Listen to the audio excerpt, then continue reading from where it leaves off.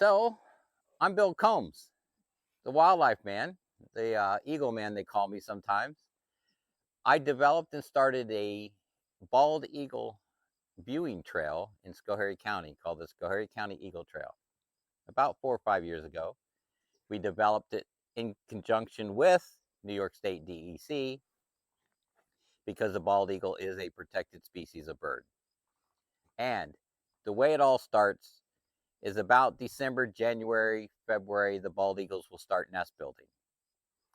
Some of the eagles in the county will lay their eggs in late February. Some lay them in mid-March. Most of them are finished laying eggs by the end of March. And there are over 25 nests in Schoharie County. So you have a great chance to see them. And they sit on the eggs for about 30 days. The babies are in the nest for about 14, 15, 16 weeks. So the best time to see bald eagles in Schoharie County on the Schoharie County Eagle Trail would be nesting season, we call it, from March till about August. So you're almost guaranteed to see at least one parent at the nest. You'll see the babies in the nest once they start growing up and getting stronger, move their heads, starting to learn how to flap their wings, being fed. And we have like 19 locations on the Eagle Trail. We're going to add a few more this year. So some of them are what we call viewing sites, where you can actually view the eagle at the nest. Some of them are hot spots, which gives you the greatest opportunity to see an eagle in its natural habitat doing its natural thing, fishing, hunting on the bodies of water that are around Schoharie County. That's the best time to see them. So hence the babies leave the nest. Where do they go? Well, the only way we used to know is they used to ban bald eagles to kind of track and see how well they're doing. They don't really do it anymore. The banding, they don't have to. The population is doing very well. So I have a son in Florida, a daughter in Tennessee. Where the kids go is where they find a mate and settle down. That's where they go. And normally in the fall, like we're just getting ready to approach fall here in Schoharie County, is when I start to see the bald eagles together as a pair, side by side. And that's when you get pictures of them, two of them together, the mates in a tree. They start building their bond for each other in late fall, early winter, before they're ready to mate and lay the eggs. And that's kind of like where we best times to see the Cobleskill eagles are at the reservoir or at Sterling Insurance. And if you ever sit and watch them, sometimes that's the best thing to do. You don't have to take a camera. Take a pair of binoculars, spotting scope, and just watch them interact with their young and interact with each other. It's a great birding experience, and you learn that we're just like them, basically. And those are the best times to see the eagles in Schoharie County.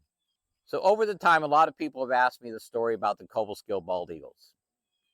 I can tell you that I started photographing the two eagles in 2016. And in 2018, I was able to get a picture sharp enough to read the band on the bald eagle's foot, one of them. And it was an orange band because each state has its own color, tells you where the bird was banded. So the story goes with the Cobleskill eagles is the male bald eagle, John Jacob, we called him John Jacob and Anna Marie for the founders of Cobleskill. So John Jacob was born, hatched in a tree, large cottonwood tree on the Connecticut River in Massachusetts in May of 2013. With two of his siblings. They believed to be females, and they believed he was a male because he was the smaller of the three. So time comes to leave the nest. He starts a road trip. He flies over to Cortland, Ohio. September of 2013, he's in Cortland, Ohio. September of 2013. 11 months later, August 2014, he's in Ontario, Canada. From then on, 2016, I started photographing him in Cobleskill, New York, where he met a young lady, fell in love, and they've had 17 kids, eaglets, raised out of that nest. So 17 baby eagles raised out of that one nest in the past 8 years. They have been one of the most successful pair around the area. They have had 2 every year, and they both have left the nest every year, the 2. One year they had 3. So, you know, he came from a clutch of 3. They had 3. He was hatched in a large cottonwood tree. He is nesting. Their nest is in a large cottonwood tree on the creek. So it's quite amazing when he literally flew 2,000 miles round trip wandering to get the Cobleskill when he could have just left Massachusetts and drove, you know, flew 250 miles straight and been here. So where they all go, nobody knows. Their range is 5, 10, 15, 20 miles, depending on the eagle. I have photographed the male eagle at least, I think it was 5 miles from the nest, hunting, sitting in a tree. I can tell because he's the only one with an orange band on his foot. And a lot of people do ask, how do I tell the difference between a male and female bald eagle? When I post a picture, I'll say, this is the female bald eagle. And I get asked, well, how do you know? Well, with the Cobleskill pair, the male is smaller, he's leaner, and he has bands. The female does not. And in the bald eagle world, the females are always larger than the male, about 20, 25% larger than the male. And she's a little browner. He's a little darker brown. My wife will tell you she's the fiercer, meaner looking one.